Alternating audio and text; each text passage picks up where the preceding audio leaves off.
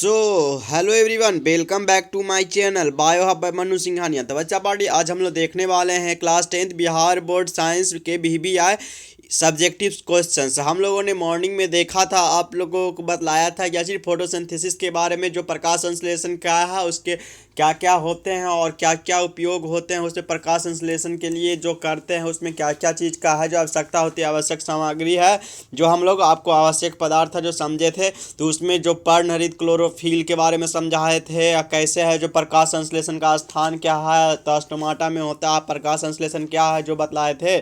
और इसमें आपको दो एक्टिविटी भी बतलाए थे। प्रकाश संश्लेषण में क्लोरोफिल की आवश्यक है, क्यों आवश्यक है, और जो प्रकाश संश्लेषण के लिए CO2 आवश्यक है तो क्यों है, ये सब है जो हम लोगों ने समझा था। और पर्णहरित क्लोरोफिल, उसके बाद आपको हो गया कार्बन डाइऑक्साइड हो गया, जल हो गया और सूर्य हो गया, सूर्य का प्रकाश, तो ये सब हम लोगों ने समझा। और प्रकाश संश्लेषण की क्रिया विधि समझे थे मॉर्निंग में, जो आपको जो लेक्चर दिया गया था। ठीक है, आज हम लोग समझने वाले हैं क्या चीज़, आज हम लोग देख रहे हैं इवनिंग में क्या चीज़ देख रहे हैं, क्लास 10th के बिहार बोर्ड साइंस के वेरी इंपॉर्टेंट सब्जेक्टिव क्वेश्चन, जो लॉन्ग आंसर टाइप्स क्वेश्चंस हैं। ठीक है, चलिए एक एक क्वेश्चन को बारीकी से बनाया गया है, देख करके कि इसका जो चांसेस है ज़्यादा आने का है या नहीं है, उस हिसाब से क्वेश्चन बनाया गया था। आप लोग ये सब जो क्वेश्चन बनाया गया, ये सब क्वेश्चन को आप लोग अच्छे तरह से देख करके जाइएगा तो एग्जाम में लगभग क्वेश्चन आपको बन जाएंगे। ठीक है, ऑब्जेक्टिव आवे, सब्जेक्टिव आवे, चाहे लॉन्ग आए शॉर्ट आए, सब बन जाएगा। ठीक है,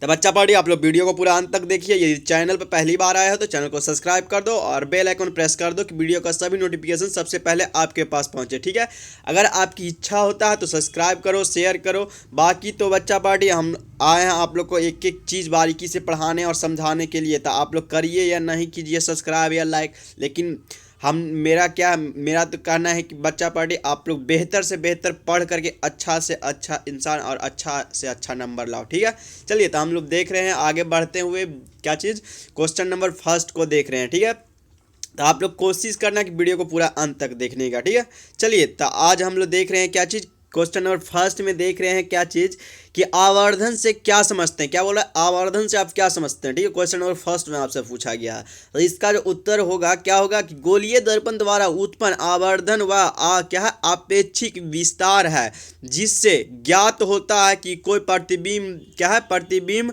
की अपेक्षा कितना गुना आवर्धित है। इससे क्या चीज़ प्रतिबिंब की ऊंचाई के अनुपात के रूप में क्या चीज़ व्यक्त किया जाता है। यदि बीम की ऊंचाई हो तथा क्या चीज़ प्रतिबिंब की ऊंचाई हो तो गोलीय दर्पण द्वारा क्या चीज़ उत्पन्न आवर्धन क्या चीज़ एम प्राप्त होता है। यहाँ पर आपको एक समझाया गया है, यहाँ पर आपको इसको हम है जो बड़ा कर देने का कोशिश करते हैं कि बड़ा करके आपको समझाएं। तो यहाँ पर आपको बतलाया गया है आवर्धन जो है उसके में, इसमें आपको एम लिया गया, एम इजकल टू प्रतिबिंब की ऊंचाई एच डैश, और क्या चीज़ नीचे दिया हो प्रतिबिंब की ऊंचाई, सॉरी प्रतिबिंब नहीं, बीम की ऊंचाई एच। ठीक है, हाइट मतलब M equal to H dash Y क्या चीज एस। ठीक है, देखिए तो एम इक्वल टू वही नीचे लिखा आवर्धन हो गया एम, बीम दूरी हो गया म्यू, तथा प्रतिबिंब दूरी भी से भी संबंधित है। तो आवर्धन एम इक्वल टू क्या चीज एम क्या है न्यू वाई एच है। तो इसको हम लोग क्या करते हैं, तो इसको जैसे इसको है जो आपको बोला ना कि यहाँ आवर्धन है जो एम बी दूरी और इसमें है जो इससे भी संबंधित है, तो यहाँ पर ये भी आप लिख सकते हैं कि माइनस बी बाई यू है जो आप लिख सकते हैं। ठीक है, तो ये ठीक है। अब आगे बढ़ते हैं, देखते हैं नीचे आपको क्या लिखा हुआ है। इसमें आपको क्या लिखा हुआ है कि इस बात पर ध्यान रखा जाता है कि बीम की ऊंचाई धनात्मक क्या है, धनात्मक ली जाती है, क्योंकि बीम के मुख्य फोकस अक्ष के ऊपर रखा जाता है।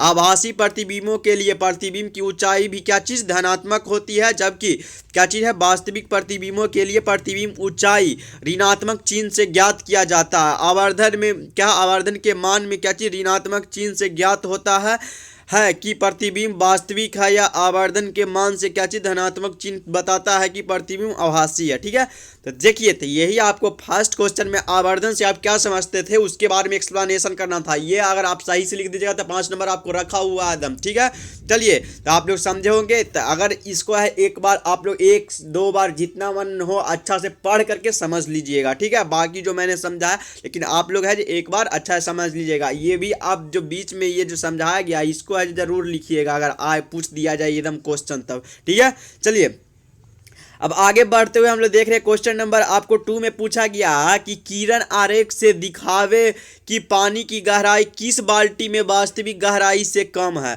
देखिए तो इसमें आपको लिखा गया है, इसका जो आंसर है क्या है कि बाल्टी में पानी लिया जाता है पेंदे के बीच, क्या पेंदे के किसी बिंदु पी से, क्या जो पेंदे के किसी बिंदु पी से, क्या पेंदा जो ये जो रहता पेंदा, पेंदा के बिंदु किसी पी से क्या चीज निकलने वाला किरण पीबी और पीसी, निकलने वाला किरण जो है जो क्या चीज पीबी और क्या चीज पीबी और पीसी क्रमशः वायु में क्या चीज वायु में निकलने पर क्या चीज अभिलंब से दूर क्या चीज विचलित हो जाता है। तो यहाँ पर आपको क्या चीज, यहाँ पर आपको बोल रहा है कि दर्शक प्रकाश की किरणों को पी से निकलते हुए देखता है और बाल्टी का पेंदा क्या चीज मतलब मालूम पड़ता है। यहाँ पर थोड़ा सा रॉन्ग हो गया, क्या लिखा हुआ मालूम पड़ता है, ठीक है, मतलब पता चलता है। यह घटना क्या चीज अपरिवर्तन के कारण होता है, अतः पानी से भरी बाल्टी की क्या है जो मल गहराई क्या चीज जो अंदर गहराई है जो कम प्रतीत होती है, जिसे हम लोग बाल्टी को आभासी गहराई के रूप में देख पाते हैं। ठीक है, तो ये आपको क्वेश्चन नंबर 2 पूछा था। ठीक है, चलिए अब हम लोग 3 नंबर क्वेश्चन आपको बतलाते हैं। 3 नंबर क्वेश्चन में आपसे पूछा गया क्या बच्चा बड़ी, 3 नंबर क्वेश्चन में आपसे देखिए 3 नंबर क्वेश्चन में आपसे बहुत अच्छा ही क्वेश्चन पूछा कि स्वच्छ आकाश का रंग नीला क्यों होता है। ठीक है, तो स्वच्छ जो आकाश का रंग है, अगर आपसे कोई पर्सन अगर कोई पूछ भी दिया कि आकाश का जो है स्वच्छ आकाश का रंग नीला क्यों होता है, जो बतलाओ तो बच्चा देखिए तो आप है जो इजीली वे में बतला देंगे एकदम अच्छे से, अगर आपको पता रहेगा तो कि वायुमंडल में क्या वायुमंडल में वायु के अणु क्या वायुमंडल में वायु के अणु तथा अन्य सूक्ष्म कणों को क्या है साइज दृश्य क्या चीज प्रकाश की क्या तरंग दैर्घ्य के प्रकाश की अपेक्षा नीले वर्ण की ओर के कम क्या चीज तरंग दैर्घ्य को क्या चीज प्रकिरनित करने से अधिक प्रभावी है। लाल वर्ण के प्रकाश की क्या चीज तरंग दैर्घ्य नीले प्रकाश की अपेक्षा लगभग 1.8 गुनी है। ठीक है, अतः जब सूर्य का प्रकाश वायुमंडल से गुजरता है, क्या अतः सूर्य का जो प्रकाश है वायुमंडल से गुजरता है तो वायु के सूक्ष्म कण लाल रंग की अपेक्षा नीले रंग को अधिक प्रबलता से क्या चीज प्रकीर्णन करते हैं। देखिए प्रकीर्णता क्या हुआ, नीला प्रकाश हमारे नेत्रों में प्रवेश करता है, इसी कारण स्वच्छ आकाश का रंग क्या चीज नीला प्रतीत होता है। ठीक है, अगर पृथ्वी पर वायुमंडल नहीं होता तो क्या चीज, अगर यहाँ पर बोल रहा है कि अगर पृथ्वी पर वायुमंडल नहीं होता तो कोई प्रकीर्णन नहीं होता और आकाश काला प्रतीत होता, आकाश क्या चीज काला प्रतीत होता। ठीक है, क्या अत्यधिक ऊंचाई पर अंतरिक्ष में उड़ते हुए यात्रियों को आकाश काला प्रतीत होता है, क्योंकि इतनी ऊंचाई पर वायुमंडल की कमी के कारण प्रकीर्णन क्या चीज सुस्पष्ट नहीं हो पाता। ठीक है, तो यही आपको चीज था कि आकाश जो है स्वच्छ आकाश का रंग नीला क्यों होता है। ठीक है, चलिए 3 नंबर क्वेश्चन हम लोगों ने समझा बच्चा बाड़े। ठीक है, अब 4 नंबर क्वेश्चन भी देख लेते हैं। 4 नंबर क्वेश्चन है जो आपको एकदम लॉन्ग है, अच्छा से इसको एक्सप्लेनेशन हम करेंगे, बारीकी से आपको समझाएंगे। इसमें लिखा हुआ है 4 नंबर क्वेश्चन में कि क्या लिखा हुआ है कि मनुष्य की आंख जो है क्या चीज, मनुष्य की आंख का चित्र बनाकर, जो मनुष्य का जो आंख है उसका एक चित्र बना करके, ठीक है, क्या चीज एक चित्र बना करके, ठीक है, चित्र बना करके उसकी रचना व क्या चीज कार्य विधि का वर्णन कीजिए। ठीक है, चलिए तो हम आपको समझाते हैं कि यहाँ पर आपको नेत्र के निम्नलिखित भाग होते हैं। फर्स्ट में आपको दिया गया है दड़पटल मनुष्य का नेत्र लगभग एक खोखले क्या चीज गोले के समान होता है, जो बाहर से एक दृढ़ और अपारदर्शी श्वेत पथ के से ढका रहता है, जिसे क्या चीज दृढ़ पटल कहते हैं। इसके द्वारा क्या चीज नेत्र की रक्षा इसके द्वारा नेत्र की रक्षा होती है। ठीक है, देखिए आपको कितना अच्छा डायग्राम है जो बनाया गया है, कितना अच्छा डायग्राम बनाया गया है बच्चा पार्टी, है ना। चलिए ये आपको दृष्टि पटल हो गया, एक एक चीज़, ये पुतली हो गया, नेत्रोद हो गया, क्रिस्टलीय लेंस हो गया, प्रतिका है, परितारिका हो गया, स्वच्छ मंडल हो गया, या दृक तंत्रिका हो गया। ठीक है, देखिए कितना अच्छा से आपको समझाया गया है। ठीक है, चलिए अब आगे बढ़ते हुए कॉर्निया हम लोग समझते हैं। कॉर्निया क्या होती है? देखिए तो कॉर्निया सेकंड नंबर है। कॉर्निया, कॉर्निया क्या होती है? देखिए तो दृढ़ पटल के, क्या दृढ़ पटल के सामने का भाग उभरा हुआ और क्या चीज पारदर्शी होता है, इसे कॉर्निया कहते हैं। ठीक है, नेत्र के प्रकाश इसी से होकर क्या चीज प्रवेश, क्या चीज प्रवेश करता है, क्या चीज नेत्र के जो है जो प्रकाश है जो इसी से होकर के क्या चीज प्रवेश करता है, क्या चीज करता है, प्रवेश करता है। क्या चीज करता है बच्चा पार्टी? प्रवेश करता है। देखिए कितना अच्छा से आपको है जो समझाया गया। ये है जो आपको कॉर्निया है। कॉर्निया क्या चीज, इसमें लिखा हुआ क्या चीज था कि क्या चीज दृढ़ पटल के सामने का भाग क्या चीज उभरा हुआ और क्या चीज पारदर्शी होता है। क्या चीज होता है? पारदर्शी होता है। क्या होता है बच्चा पार्टी? पारदर्शी होता है। कितना अच्छा से आपको है जो समझाया गया है यहाँ पर। क्या चीज़ होता है? पारदर्शी होता है। ठीक है बच्चा पार्टी, यहाँ पर आपको है जो एक एक चीज़ को बारीकी से है जो समझाया गया है। और थर्ड में है क्या चीज़ है? आइरिस है। थर्ड में क्या लिखा हुआ है बच्चा पार्टी? थर्ड में आपको है जो आइरिस लिखा हुआ है। तो आइरिस में क्या होता है, यहाँ पर आपको बतलाया जा रहा है कि आइरिस में क्या होता है, कि आइरिस में बोल रहा है कि कॉर्निया के पीछे एक क्या चीज़ रंगहीन, क्या है, कॉर्निया के पीछे एक रंगहीन, एक क्या है, एक रंगहीन तथा क्या चीज अपारदर्शी झिल्ली का पदार्थ होता है, जिसे हम क्या चीज आइरिस कहते हैं। क्या चीज कहते हैं बच्चा पार्टी? हम जिसे आइरिस कहते हैं। क्या चीज कहते हैं? जिसे हम आइरिस कहते हैं। क्या चीज़ यहाँ पर आइरिस में क्या लिखा हुआ था कि कॉर्निया। देखिए हम एक एक चीज़ को हम बार बार इसलिए बोल रहे हैं कि आप लोग सुनिएगा तो आप लोग को अच्छे से अच्छे ढंग से याद हो जाएगा। ठीक है, तो एक एक चीज़ को अच्छा से समझिएगा बच्चा पार्टी, तो आप लोग है जो एकदम याद हो जाएगा अच्छे से आपको। ठीक है, क्या चीज़ अच्छे से याद हो जाएगा। ठीक है, चलिए क्या चीज़ हम लोगों ने समझा, इसमें आपको समझाया गया आइरिस को। ठीक है, हम इसको है जो अच्छे से एक बार एक्सप्लेन कर देते हैं अपने थ्रू। ठीक है, देखिए आपको जो मानव नेत्र है एक अपारदर्शक क्या चीज नेत्र गोलक है, जिसमें क्या चीज तरल पदार्थ भरा होता है, सामने एक क्या चीज पारदर्शी आमुख होता है जो आपको बतलाए। सफेद दिखने वाले इस भाग को कॉर्निया कहते हैं, जिसे क्या है, जिसके पदार्थ पर का जो क्या चीज अपवर्तनांक कितना 1.38 होता है। कॉर्निया में क्या चीज बने एक छिद्र पुतली से प्रकाश नेत्र में प्रवेश करता है। ठीक है, नेत्र गोल क्या है, नेत्र जो होता है आपको जो क्या चीज गोलक के मध्य, क्या चीज गोलक के मध्य आपको हम लेकर के चलते हैं। देखिए यहाँ पर आपको है जो डायग्राम बनाया गया है, यहाँ पर है जो आपको जो होता है ये आपको है जो यहाँ पर आपको ये पुतली होता है। देखिए सब चीज़ आपको लिखा हुआ है। ठीक है, यहाँ पर जैसे यहाँ पर आपको कोई ऑब्जेक्ट है तो ये जो है आपको ऑब्जेक्ट है। ठीक है, मान लीजिए। ठीक है, इसमें है जो आपको नेत्र गोलक के मध्य में क्या चीज़ स्थित काला हिस्सा ही पुतली है। क्या चीज़? काला हिस्सा जो होती है वो पुतली होती है। कैमरे की तरह इस छिद्र, क्या चीज़, कैमरे की तरह इस छिद्र को बड़ा या छोटा बनाने का क्या चीज़ नाम आइरिस करता है। क्या चीज़ काम जो आइरिस करता है। और आइरिस पुतली के मध्य में स्थिर रंगीन क्या चीज़ रंगीन हिस्सा है जो अलग अलग लोगों की आंखों में से क्या चीज अलग अलग रंग हो सकता है।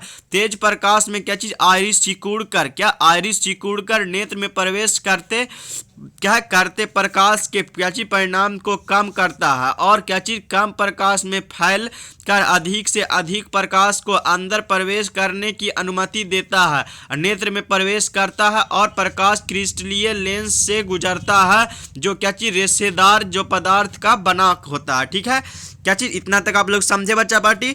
और क्या चीज उसका अपवर्तनांक जो होता है लगभग 1.40 होता है। क्या चीज 1.40 होता है। ठीक है, इस लेंस की आकृति को क्या चीज समायोजित करती है। और क्या चीज सिलियरी जो मांसपेशिया होता है जिसको हम लोग क्या चीज कहते हैं, सिलियरी मांसपेशिया। ठीक है, सिलियरी मसल्स जिसको कहते हैं, जिस पर क्या चीज दबाव बनाकर लेंस को क्या चीज मोटा, क्या चीज मोटा अर्थात एफ जो वो फोकस जो होता है एफ को है जो छोटा।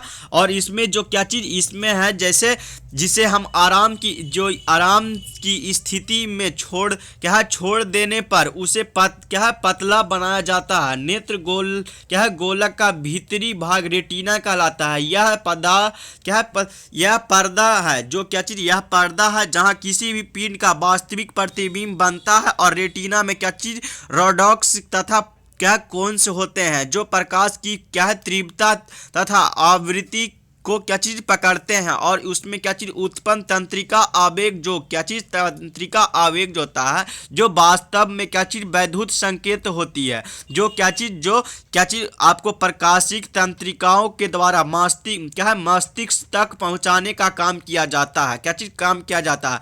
मस्तिष्क तक पहुंचती इन आवेगों को पूर्ण व्यवस्थित कर वस्तु का सीधा प्रतिबिंब बनता है। तो इसी कारण है जो मानव है जो ह्यूमन आई है वो आसानी से जो आपको है जो देख सकता है किसी भी चीज को, किसी भी ऑब्जेक्ट को, किसी भी प्रतिबिंब को। ठीक है, यही आपको पूरा चीज नीचे भी लिखा होगा।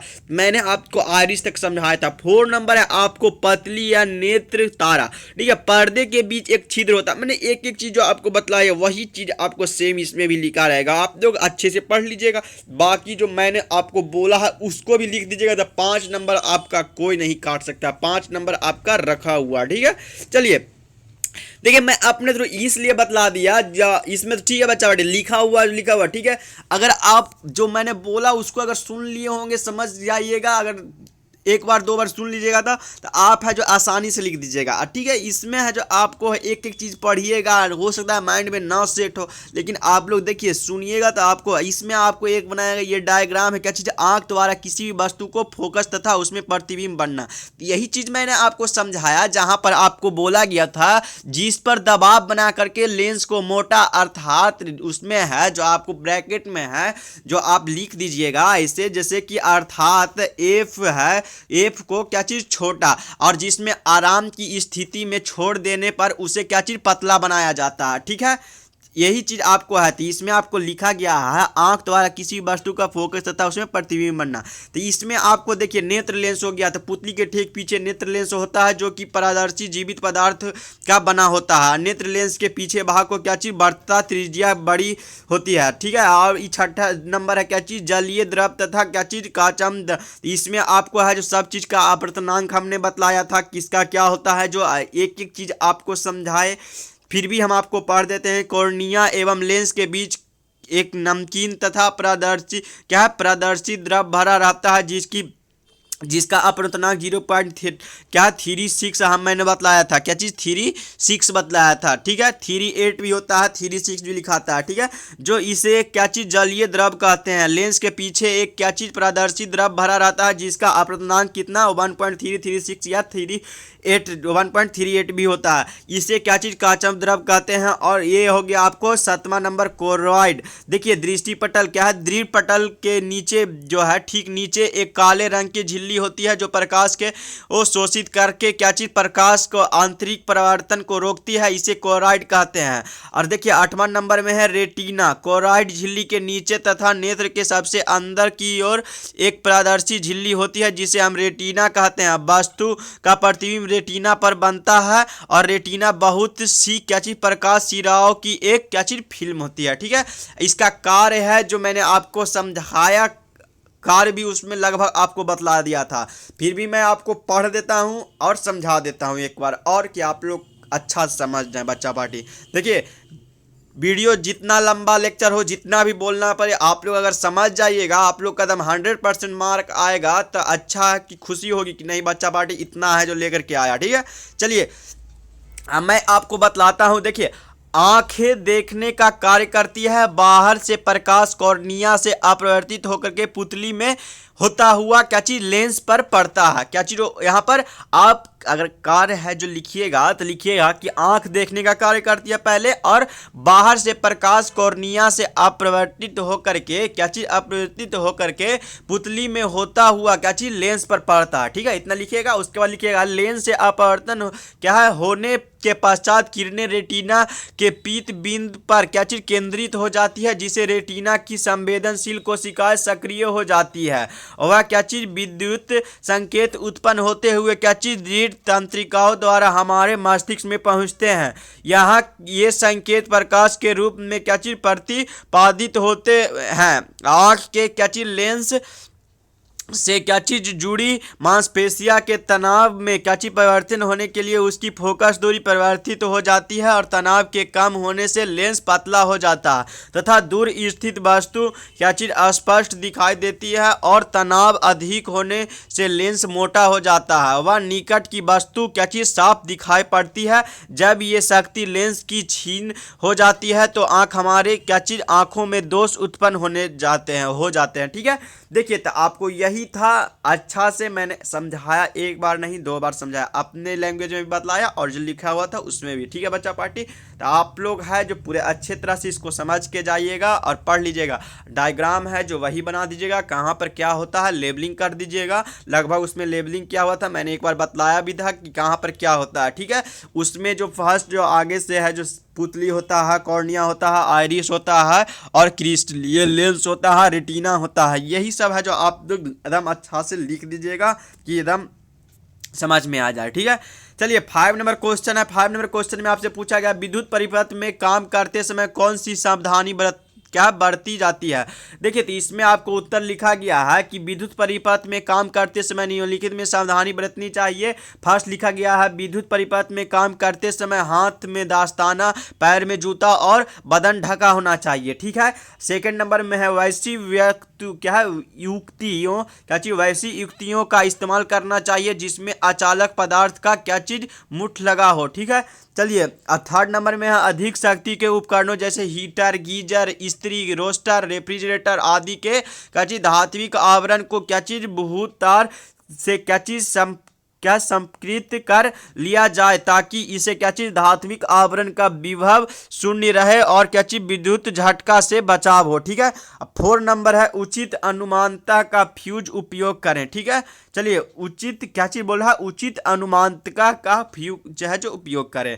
अब 5 में क्या चीज स्विच, प्लग, सॉकेट, तार के जोड़ों पर क्या चीज संबंध अच्छे से कसे होने चाहिए। ठीक है, और इसमें है जो आपको बतला रहा है और कि इससे आग लगने की संभावना नहीं रहेगी। ठीक है, और आपको 6 नंबर में है परिपथ जोड़ने में क्या चीज उचित मोटाई के है जो है उचित मोटाई के तार, मतलब ज़्यादा जो होते हैं, ज़्यादा mm के जो मोटे जो तार होते हैं जोड़े ताकि क्या चीज तार ना जले या ना गले। ठीक है, आपको है जो आपको 7 नंबर में है तारों के संबंध की जगह क्या चीज विद्युत रोधी टेप का व्यवहार करना चाहिए। ठीक है, अब आपको है जो यहाँ पर जहाँ पर आपको ये तारों के संबंध जो बोल रहा है, जैसे यह आपको वायर है यहाँ पर ज्वाइंट कीजिएगा तो विद्युत प्रतिरोधी जहाँ पर आप लोग टेप है जो मार दीजिएगा तो करंट है जो लगने का डर नहीं रहेगा। ठीक है, आपको 8 नंबर में आपको समझाया गया अगर किसी व्यक्ति को विद्युत झटका लगा हो तो हाथ से उसे क्या चीज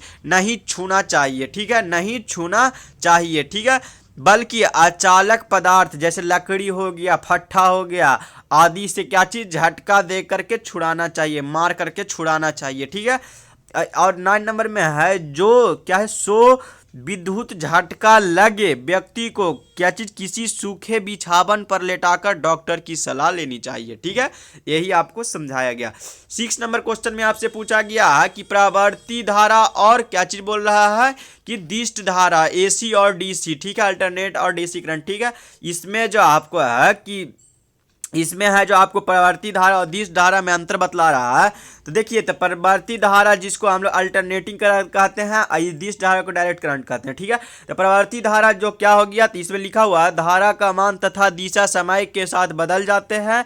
और सेकंड है क्या चीज इसे आसानी से उत्पन्न किया जा सकता है। क्या चीज फर्स्ट बोले कि धारा का मान तथा दिशा समय के साथ बदल जाता है, और सेकंड नंबर में है कि जो क्या चीज इसे आसानी से उत्पन्न किया जा सकता है। थर्ड में है इसे क्या चीज सुगमता पूर्वक डीसी के रूपांतरित किया जा सकता है। 4 में है यह डीसी की अपेक्षा घातक होता है। ठीक है, एसी करंट। ठीक है, चलिए 5 में है यह चालक की ऊपरी सतह पर प्रवाहित होता है। ठीक है, ये आपको दिष्ट धारा में क्या होता है डीसी करंट में, इसमें आपको होता है कि फर्स्ट में दिया हुआ कि केवल दिष्ट धारा का परिणाम बदलता है, और सेकंड में क्या चीज इसे उत्पन्न करने में कठिनाई की जाती है, और क्या चीज थर्ड में है इसे ऐसी क्या चीज एसी में बदलने के लिए काफी कठिनाई होती है। फोर में दिया हुआ यह एसी की अपेक्षा कम अधिक घातक होता है। फाइव में दिया यह चालक के भीतरी भाग से प्रवाहित होता है। ठीक है, चलिए 7 नंबर क्वेश्चन देखते हैं। 7 नंबर क्वेश्चन में आपसे पूछा गया है धोने वाले सोडा का निर्माण कैसे किया जाता है। तो धोने वाला सोडा है जो इसका निर्माण कैसे किया जाता है, तो इसके 3 उपयोग लिखे हैं आपको है। जो देखिए बेकिंग सोडा को गर्म करने पर सोडियम कार्बोनेट धोने वाला सोडा का निर्माण होता है। क्या चीज, जो बेकिंग सोडा है, बेकिंग सोडा को गर्म करने पर सोडियम कार्बोनेट बनता है जो धोने वाले सोडा का निर्माण होता है। ठीक है, 2NaOH ताप करके हीट करके गर्म करके बनाते हैं तो Na2CO3 plus H2O plus CO बनता है। ठीक है, चलिए इसमें क्या क्या लिखा है जो हम लोग समझते हैं धोने वाले सोडा का निर्माण कैसे किया जाता है, इसके 3 उपयोगों को लिखना है। देखिए तो सोडियम कार्बोनेट में क्रिस्टल जल के क्या चीज 10 अणु होते हैं, अतः इसके क्रिस्टल का अणु सूत्र क्या चीज Na2CO3 10H2O होता है। ठीक है, और धोने वाले सोडा के 3 उपयोग हैं। सोडियम कार्बोनेट का उपयोग कांच, साबुन एवं क्या है कागज उद्योगों में होता है। फर्स्ट नंबर ये पॉइंट हुआ। सेकंड नंबर पॉइंट हुआ कि जल की अस्थायी कठोरता दूर करने में किया जाता है उपयोग। ठीक है, थर्ड नंबर में बोरेक्स जैसे सोडियम यौगिक के बनाने में क्या चीज उपयोग है। ठीक है, चलिए 8वां नंबर क्वेश्चन देखिए, इसमें पूछा गया है धातु क्या है, धातु के भौतिक गुणधर्मों को लिखें। तो देखिए धातु के भौतिक गुणधर्म क्या निम्नलिखित हैं। फर्स्ट आपको दिया है धात्विक चमक, क्या है धात्विक चमक, कठोरता और आधारवर्धक एवं क्या है तन्यता। ठीक है, देखिए धात्विक चमक क्या है, तो देखिए प्रत्येक धातु का अपना क्या चीज धात्विक चमक होता है, जिससे क्या है जिससे इससे पहचानने में सुविधा होती है। धातुओं में क्या चीज यह गुण क्या चीज धात्विक चमक है। ठीक है, चलिए अब आपको दिखा रहे हैं क्वेश्चन नंबर 8 का सेकंड पॉइंट है कठोरता। देखिए धातुएं सामान्यतः कठोर होती है। आयरन, एल्युमिनियम तथा कॉपर काफी कठोर धातुएं हैं। ठीक है, इन्हें क्या चीज चाकू से नहीं काटा जा सकता, लेकिन इन्हें और सोडियम क्या चीज इन्हें सोडियम और पोटासियम धातु मुलायम है, जिसे हम चाकू से भी काटा जा सकता है, मतलब चाकू से भी उसे काट सकते हैं। यह गुण कठोरता कहलाती है। ठीक है, चलिए अब आगे है आधारवर्धक एवं तन्यता। ठीक है, जो आपको है जो यहाँ पर समझाया गया है इसमें कि धातु को हथौड़े से पीट करके पतला चादर जो आपको है सीट की तरह है जो बनाया जाता है, पतला चादर बनाया जा सकता है। धातु यही क्या चीज गुण आधारवर्धक कहलाता है। और धातु के तार खींचे जिसको हम स्ट्रेच करते हैं, मतलब खींच करके धातु के तार खींचे जा सकते हैं, यह क्या चीज तन्यता कहलाती है। ठीक है, चलिए अब 4 नंबर पॉइंट है, इसमें आपको समझाया गया है कि ऊष्मीय 4 नंबर पॉइंट में आपको है कि ऊष्मीय तथा विद्युतीय चालकता। तो इसमें आपको है धातु के क्या चीज धातु के एक सिरे को गर्म करने पर दूसरा सिरा, जैसे यहाँ पर हम किसी भी जो मटेरियल है कोई जैसे आपको है जैसे यह आयरन है, तो इसको हम यहाँ पे आपको हीट दे रहे हैं, तो यहाँ हीट दे रहे हैं, तो ये जो आपको है जो धातु के एक सिरे को गर्म करने पर दूसरा सिरा भी गर्म होगा, मतलब धीरे धीरे गर्म होता जाएगा। तो ये जो है एक एक एटम से मिल करके बना रहता है, एक एक पार्टिकल से ये ज्वाइंट रहता है। जैसे यहाँ पर हम अगर हीट करेंगे इसको, तो यहाँ से ये जो है जो एक एक पार्टिकल से ये बना रहता है, तो ये हीट होते हुए ये इस पॉइंट से स्टार्टिंग पॉइंट से लेकर के एंड पॉइंट तक है जो हीट हो जाएगा।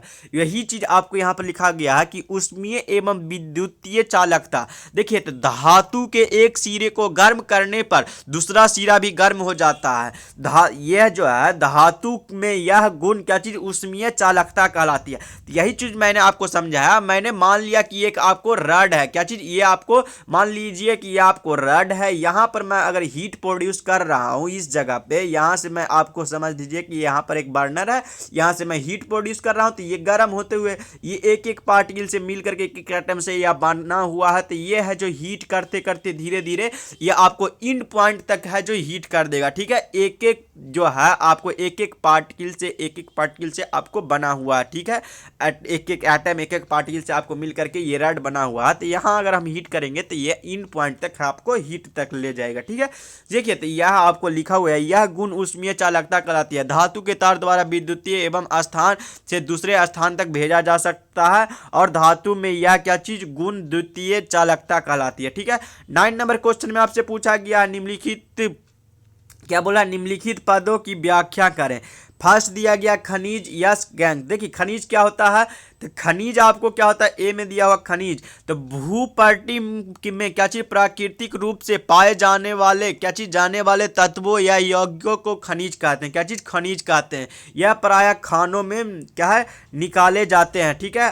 खा नंबर में है यस वैसे खनिज जिसे क्या चीज धातु का क्या चीज व्यावसायिक उत्पादन होता है, यस कहलाता है। वह क्या कहलाता है, यस कहलाता है। यस्को में क्या चीज धातु प्रचुर मात्रा में उपस्थित होती है। क्या चीज, यस्को में धातु क्या है, यस्को में धातु है जो प्रचुर मात्रा में उपस्थित होते हैं। इससे क्या चीज, इससे धातु का उत्पादन सरलता से क्या है, सरलता से कम खर्च में होता है, ठीक है। गैंग हो गया, तो गैंग को क्या चीज, पृथ्वी में प्राप्त खनिज यस्को में मिट्टी रेत आदि का अशुद्धियां होती है। धातु के निष्कर्षण से पहले क्या चीज, यस्क से अशुद्धियों को हटाना आवश्यक है। यह अशुद्धियां गैंग कहलाती हैं। क्या चीज, यह अशुद्धियां जो आपको गैंग कहलाती हैं। यस्कों को गैंग से हटाने के लिए जिन प्रक्रियाओं का उपयोग होता है वे यस्क एवं गैंग के क्या चीज भौतिक अथवा क्या चीज रासायनिक गुणधर्मों पर आधारित होते हैं। इनके क्या चीज पृथक्करण क्या चीज के लिए विभिन्न तकनीकों को उपयोग में किया क्या है, तकनीकों का उपयोग किया जाता है, ठीक है। 10 नंबर क्वेश्चन में आपसे पूछा गया, ये भी क्वेश्चन है जो बार बार पूछते हैं आपको। इसमें से आपको हो सकता है कि लैंगिक पूछ दे या लैंगिक पूछ दे, कोई भी पूछ दे, लेकिन आपको पूछता है ऑब्जेक्टिव पूछे, सब्जेक्टिव पूछे या लॉन्ग पूछे, जो भी आपको पूछे सब पूछेगा, ठीक है।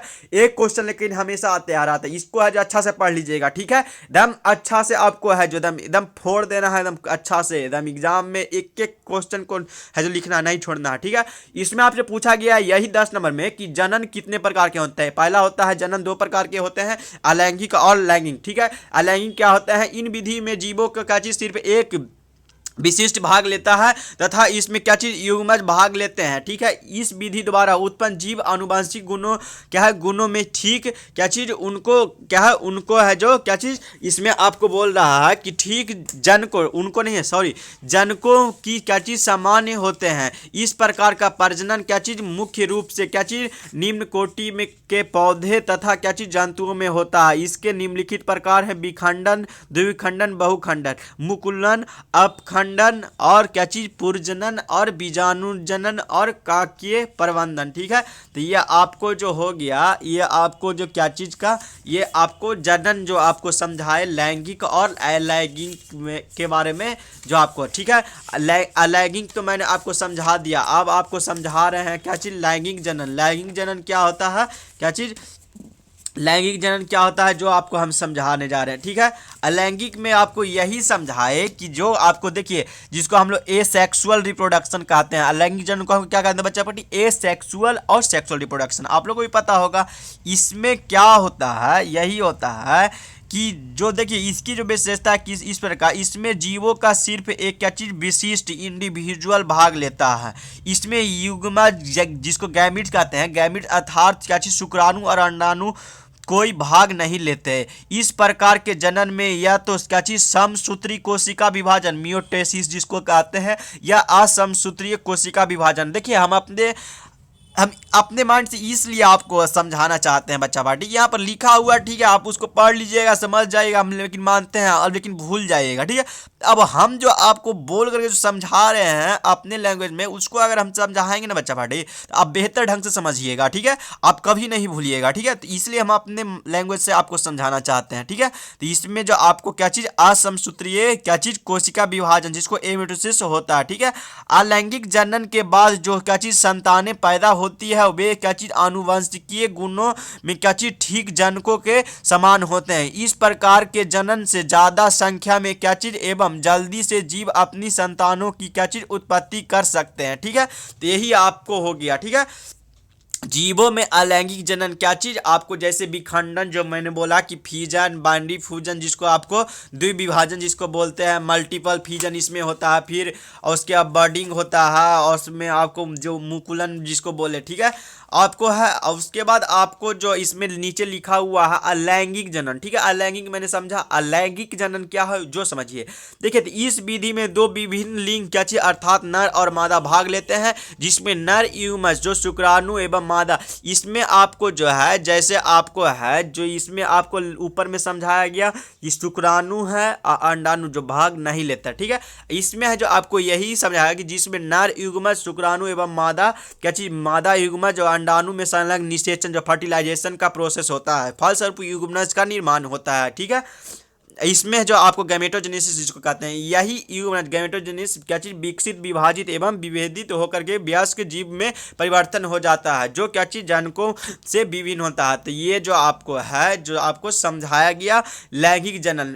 पहले हम लोगों ने देखा क्या चीज, पहले हम लोगों ने क्या चीज देखा बच्चा पार्टी, देखा क्या चीज एसेक्सुअल रिप्रोडक्शन, उसके बाद देख रहे हैं सेक्सुअल रिप्रोडक्शन। ठीक है, तो आपको दोनों चीजों के बारे में समझाया गया बेहतर ढंग से। तो आप लोग है जो उम्मीद है कि इस क्वेश्चन को अच्छे तरह से समझे होंगे कि आप लोग लिख दीजिएगा क्या चीज सेक्सुअल रिप्रोडक्शन। एक बार और हम आपको बोल देना चाहते हैं इसका जो क्या चीज डिफिनीशन होता है। देखिए, जनन की उस विधि को जिसके दो विभिन्न लिंग अर्थात नर और मादा भाग लेते हैं उसको हम क्या चीज सेक्सुअल रिप्रोडक्शन कहते हैं। क्या चीज सेक्सुअल रिप्रोडक्शन की कहते हैं बच्चा पार्टी, जनन की उस विधि को, मतलब क्या चीज जनन के उस विधि को जिसमें दो लिंग क्या चीज दो क्या चीज विभिन्न लिंग, दो विभिन्न लिंग अर्थात नर और मादा भाग लेते हैं उसे हम क्या चीज लैंगिक जनन कहते हैं। देखिए, अपने लैंग्वेज में बतलाया तो इसको है जो आप आसानी से लिख दीजिएगा, यहाँ पर लिखा हुआ है उसको है जो आप पढ़िएगा। ठीक है, हम मानते हैं आपको याद भी हो जाएगा, लेकिन आप हो सकता है एक दो दिन के बाद भूल जाए, लेकिन हम जो आपको बतला रहे हैं वो आपको माइंड में सेट हो जाए, इसलिए हम आपको बतला रहे हैं एक एक चीज को। ठीक है, बारीकी से समझा रहे हैं। ठीक है,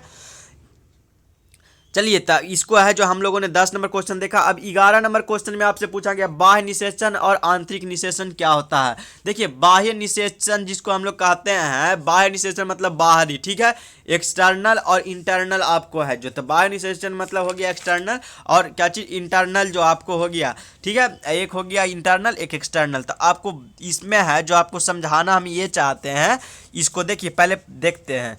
ठीक है, इसमें आपको लिखा गया बाह्य निषेचन में जब नर तथा मादा युग्मजों को संलयन मादा के शरीर से बाहर होता है, जो आपको है संलयन क्या चीज मादा के शरीर से बाहर होता है, जो संलयन को क्या चीज बाह्य निषेचन कहा जाता है। जैसे मेढक हो गया, नर हो गया तथा मादा दोनों के क्या चीज जीव संभोग करते हैं और अपने अपने क्या चीज क्या है युग्मकों को पानी में छोड़ देते हैं, शुक्राणु अंडों को क्या चीज पानी में ही निषेचित कर लेता है। तो ये आपको बाह्य निषेचन हो गया। बाह्य निषेचन में अंडाणु को क्या चीज आंतरिक सुरक्षा की अनुपस्थिति के कारण नष्ट होने के अवसर अधिक होते हैं, इसलिए इस बात की क्या चीज निष्ठा के लिए क्या चीज कुछ अंडाणु निषेचित हो जाते हैं, हो सके मादा अधिक अंडाणु उत्पन्न करती है। आंतरिक निषेचन आपको हो गया जो आपको इंटरनल। देखिए, तो बहुत से जीव जैसे कुत्ता हो गया, बिल्ली, गाय, कीट, मनुष्य, सरीसृप, पक्षी और स्तनधारी आदि, इसमें नर में क्या चीज शुक्राणु के मादा क्या चीज बोल रहा है कि नर अपने शुक्राणुओं को मादा के शरीर में अंदर छोड़ते हैं और शुक्राणु अंडे क्या चीज अंडों को क्या चीज शुक्राणु है जो अंडों को मादा के शरीर में अंदर ही निषेचित करने का, और ऐसे निषेचन को क्या चीज आंतरिक निषेचन कहते हैं। क्या चीज आंतरिक निषेचन। एक्सटर्नल और एक्सटर्नल फर्टिलाइजेशन को हम लोग समझे। आपको अगर पूछ दिया जाएगा 11 नंबर क्वेश्चन में जाकर पूछा हुआ है, आप इसको आसानी से एकदम अच्छे वे में आपको लिख सकते हैं। ठीक है, चलिए, आपको है जो क्वेश्चन नंबर 12 में पूछा गया ओजोन क्या है। ओजोन क्या है, ओजोन छिद्र कैसे उत्पन्न होता है। देखिए, तो आपको है जो आपको इसको हम समझाना चाहेंगे कि ओजोन क्या चीज, ओजोन जो है जो क्या चीज आपको लिखा गया है 0.3 के अणु क्या चीज ऑक्सीजन, आपको क्या चीज जो ऑक्सीजन के 3 परमाणुओं क्या चीज लिखा गया है, ओजोन के जो अणु ऑक्सीजन के 3 परमाणुओं से बने होते हैं समानता, जो O3 जिसको हम लोग कहते हैं ओजोन जो कहते हैं, तो इसको हम O3 कहते हैं। क्या चीज O3 कहते हैं। ठीक है, इससे बने होते हैं और सामान्यतः ऑक्सीजन के क्या चीज अणु में दो क्या चीज परमाणु होते हैं, जहां ऑक्सीजन सभी क्या चीज सभी प्रकार के क्या चीज वायवीय जीव को क्या जीवों के लिए आवश्यक है, वही क्या चीज ओजोन की घातक विष है। ठीक है, यही आपको है जो समझाया गया। वायुमंडल में ऑक्सीजन गैस के रूप में रहता है जो सभी जीवों के लिए आवश्यक है। सूर्य के प्रकाश में पाए जाने वाला पराबैंगनी विकिरण ऑक्सीजन को विघटित कर स्वतंत्र ऑक्सीजन परमाणु बनाता है जो ऑक्सीजन अणुओं को संयुक्त होकर के ओजोन बनाता है। ठीक है, तो ये आपको O2 हो गया क्या चीज अल्ट्रा वायलेट रे, जिसको क्या चीज कहते हैं पराबैंगनी O+O, इसमें O+O2 और इसको क्या चीज ओजोन बनता है। ठीक है, ओजोन बनता है। कुछ सामान कुछ रसायन जैसे आपको हो गया फ्लोरोकार्बन क्या चीज Fc fluorocarbon, chlorofluorocarbon CFC, ozone O3 की अभिक्रिया कर क्या चीज आणविक O2 तथा क्या है परमाणविक O ऑक्सीजन में विखंडन कर ओजोन स्तर पे क्या चीज जो अवश्य डिप्लीकेशन कर रहे हैं। कुछ सुगंध सेंट क्या है झागदार शेविंग क्रीम कीटनाशकी क्या चीज गंग गंध हारक डिटरेंट्स आदि डिब्बों में आते हैं और फुहारा एवं झाग के रूप में निकलते हैं। इसे क्या चीज क्या है एरोसॉल कहते हैं। इनके उपयोग में क्या चीज बाष्पीयशील CFC वायुमंडल में पहुंचकर ओजोन स्तर को नष्ट करते हैं और CFC का व्यापक ओजोन एयर कंडीशनर और रेफ्रिजरेटर शीतल को जैसे जेट इंजन अग्निनाशक उपकरणों आदि में होता है। ठीक है, वैज्ञानिकों के अध्ययन से पता चलता है कि 1980 के बाद ओजोन स्तर में क्या चीज तीव्रता से गिरावट आई है और अंटार्कटिका के ऊपर ओजोन स्तर में इतनी कमी आई कि क्या चीज ओजोन छिद्र क्या चीज ओजोन होल की संज्ञा दी जाती है। ठीक है, तो आपको है जो यही आपको है जो समझाया गया। कुछ रासायनिक जो नाम है इसमें कैसे क्या होता है जो आपको समझाया गया। देखिए एक एक क्वेश्चन को बारीकी से मैंने समझाने का कोशिश किया बच्चा पार्टी। तो ठीक है, मिलते हैं नेक्स्ट लेक्चर में। Bye, see you soon. बच्चा पार्टी पूरा मन लगा के पढ़ते रहिए। ठीक है, ज़्यादा से ज़्यादा शेयर कीजिए। आप सब्सक्राइब नहीं करिए चलेगा, लेकिन ज़्यादा से ज़्यादा शेयर कीजिए, ज़्यादा से ज़्यादा बच्चे को लाभ हो। ठीक है, इस लेक्चर का। ठीक है, तो बाय, मिलते हैं नेक्स्ट लेक्चर में। ठीक है बच्चा party, bye, see you soon.